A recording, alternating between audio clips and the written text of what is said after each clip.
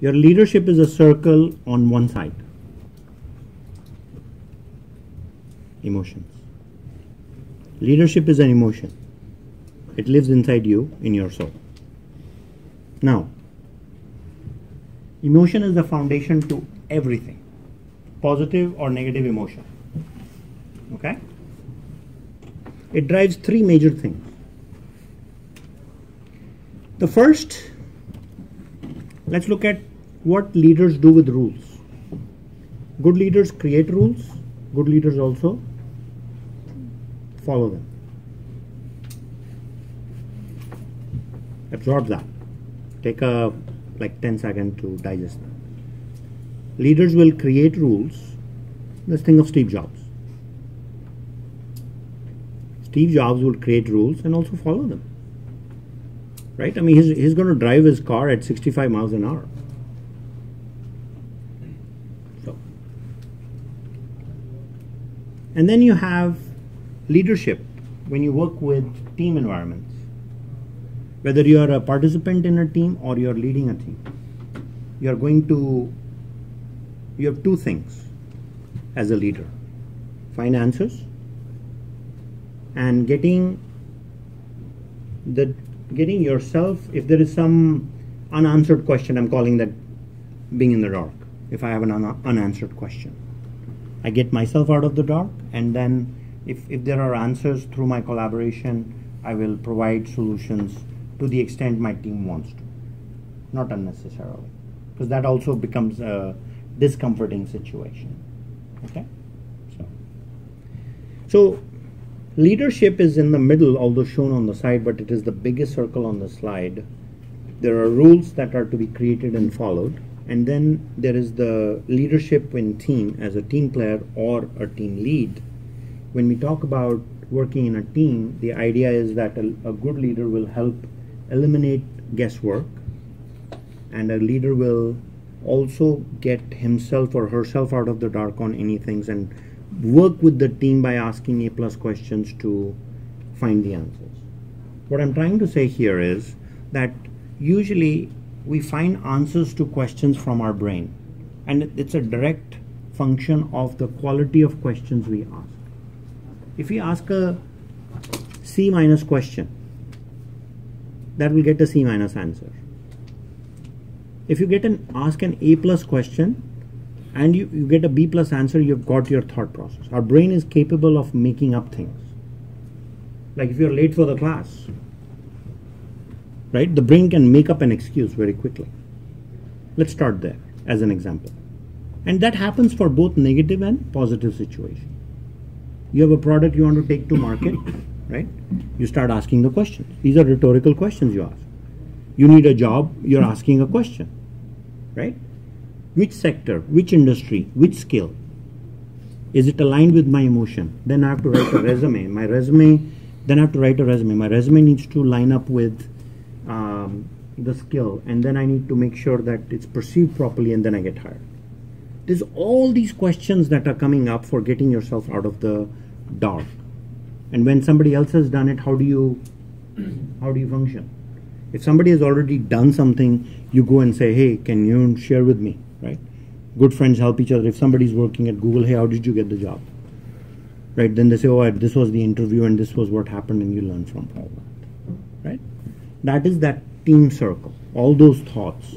The point of that rectangle is asking A+ questions.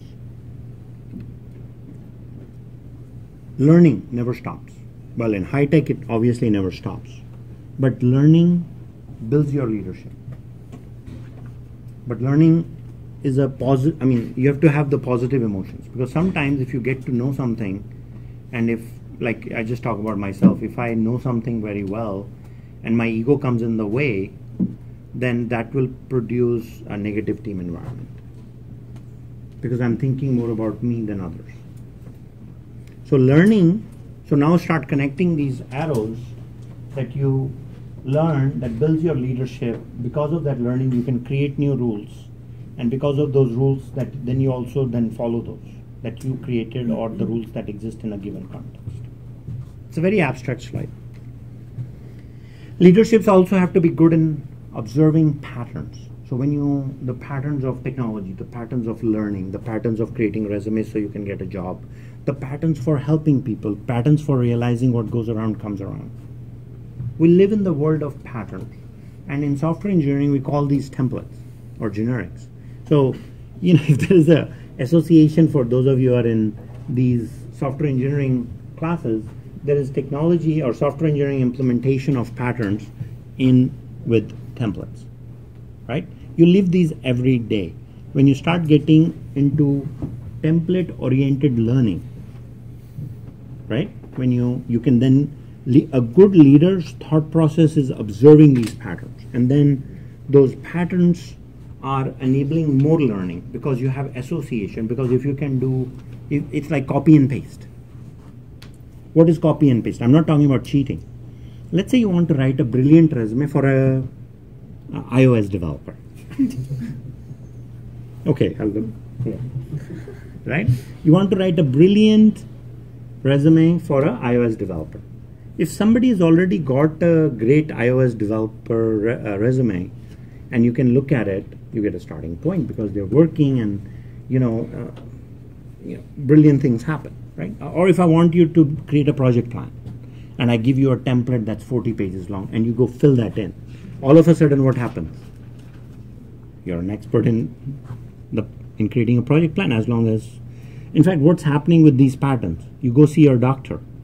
You have some, strep throat, something. You go WebMD and whatever, and you say, doctor, this and that, and you take that information to the doctor, and doctor doesn't ask a right question. You tell the doctor. My doctor always says in his my doctor is Indian. So he'll ask me this question. Oh, you went on the internet, didn't you? I said, yes, doctor. Look, you're a software person. 2 plus 2 is 4 in your world. 2 plus 2 in my world can sometimes be 5, sometimes it can be 3. I said, yes, doctor, I know you're practicing, and I'm not. And he's like, what? I said, doctors practice. Software engineers create. We don't practice.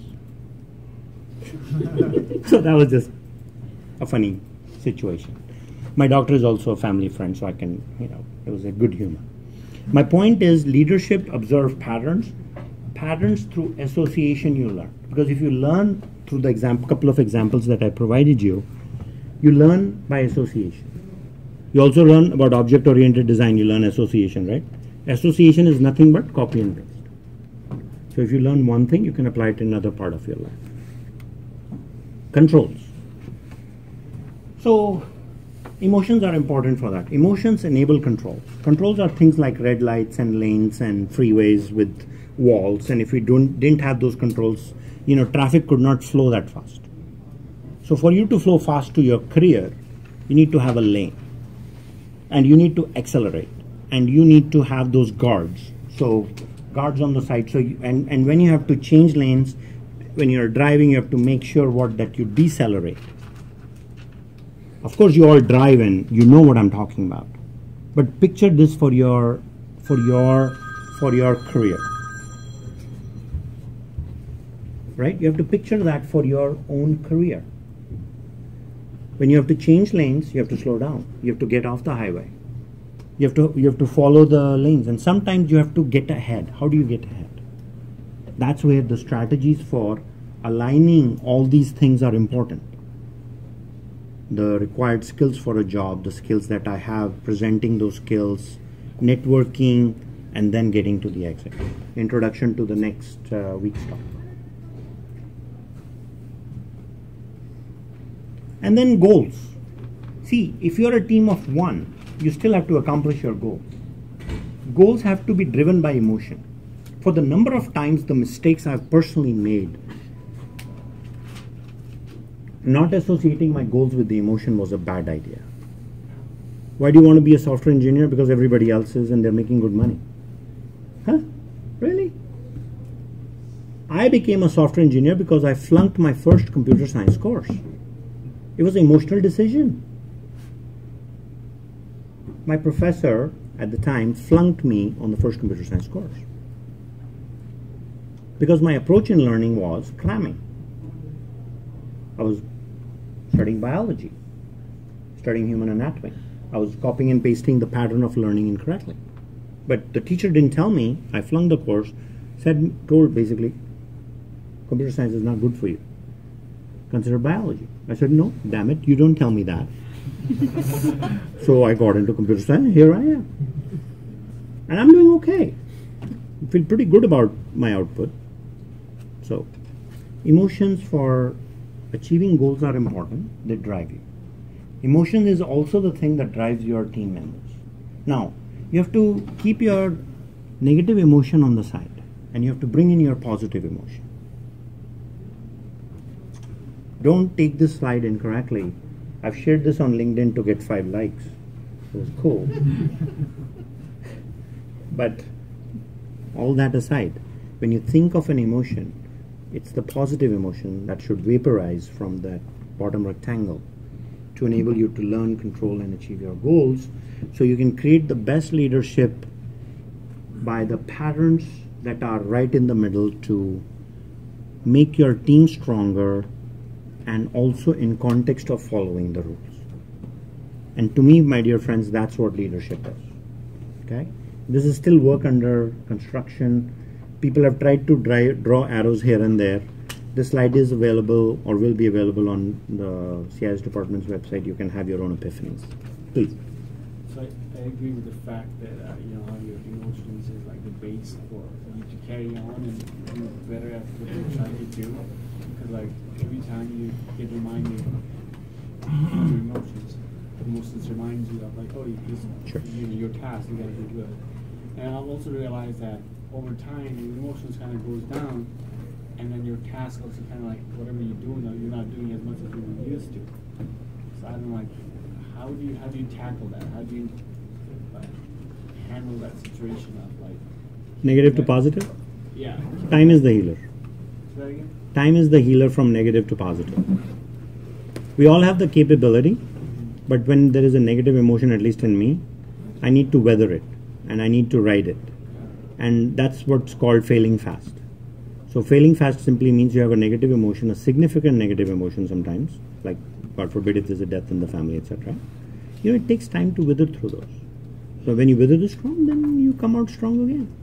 And that's how we human beings are. You know, we have got our brains and souls and feelings, and it's our own independence of how, and you know, the context that we have lived in.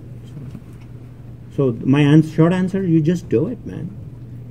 Yeah, I guess I would just, I like the idea, and I just wanted to mention that like, you know, Thank you. Emotions kind of goes down, and then whatever you're doing, you're not doing as much, you know. Correct.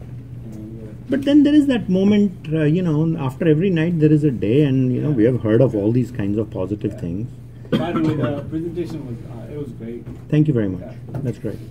All right, guys, I'm done. I have a class at 8, so I'm going to wrap up. Thank you all for coming. If you have my email address, it's on DeAnza's website. If you have any questions, always let me know.